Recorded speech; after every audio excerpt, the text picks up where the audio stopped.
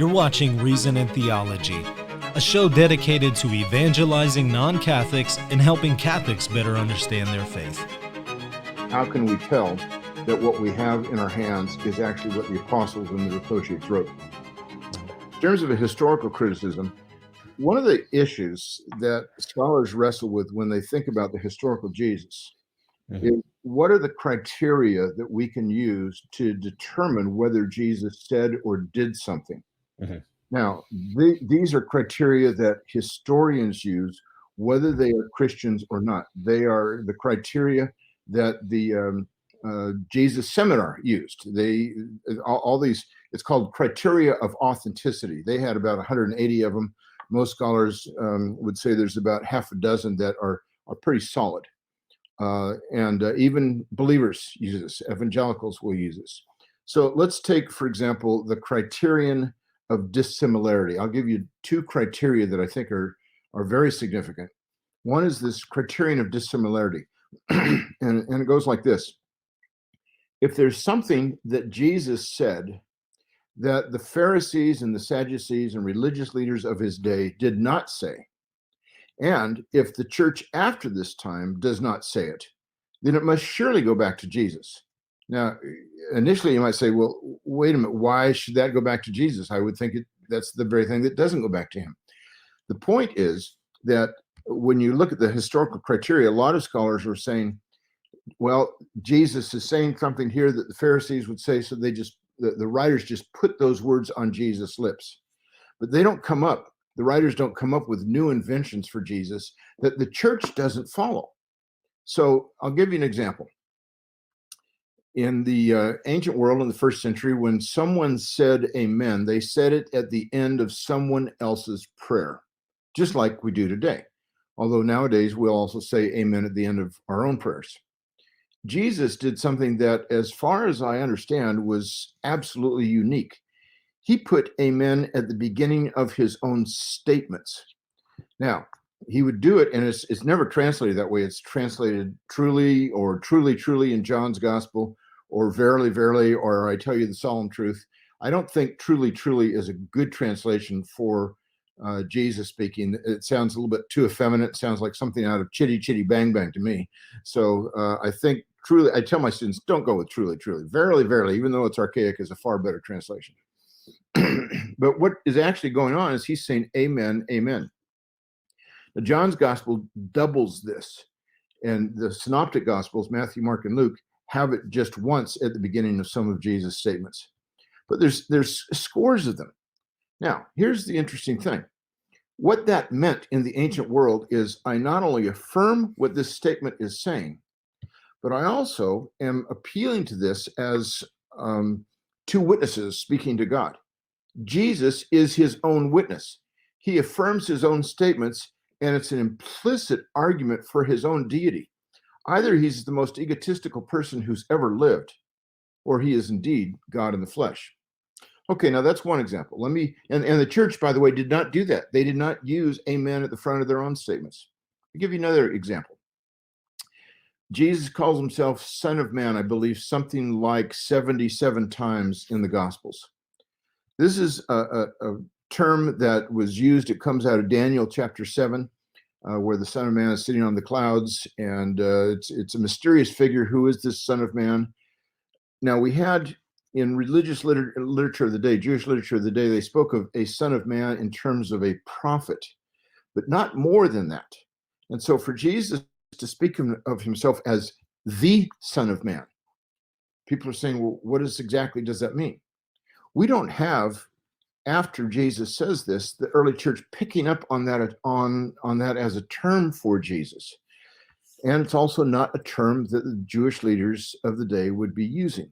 So consequently, it's almost surely something that Jesus adopted for himself. And even the most radical scholars would say, yeah, I have to agree that the Son of Man statements, at least some of them, are authentic.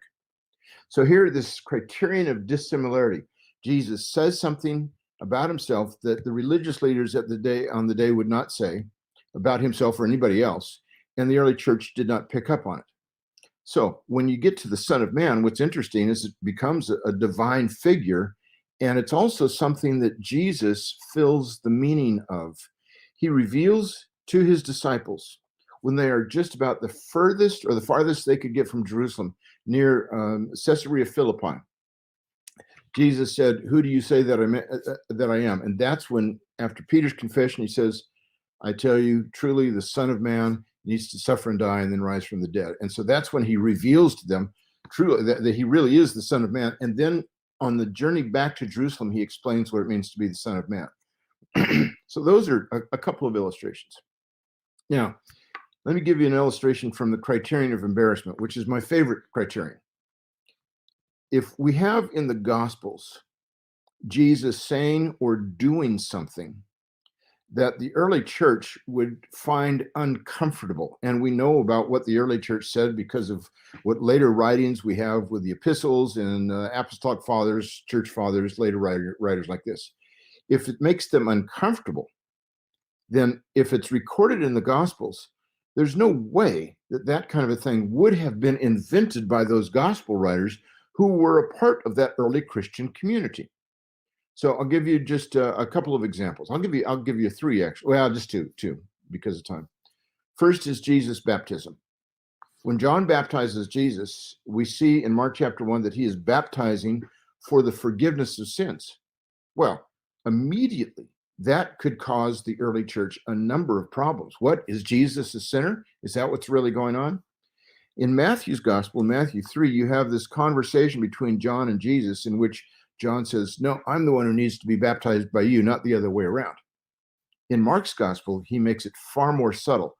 Mark lays out in the first few verses of chapter 1 that people are coming. It tells where they're coming from, who's coming, baptized by John in the Jordan River for the forgiveness of sins. You have exactly the same parallels when it comes to Jesus, except for that last line, for the forgiveness of sins. So Mark is subtly indicating Jesus was baptized by John, but not for the same reasons. There's something about this guy that's different. And Matthew fills that out with this conversation to show that Jesus really was not a sinner.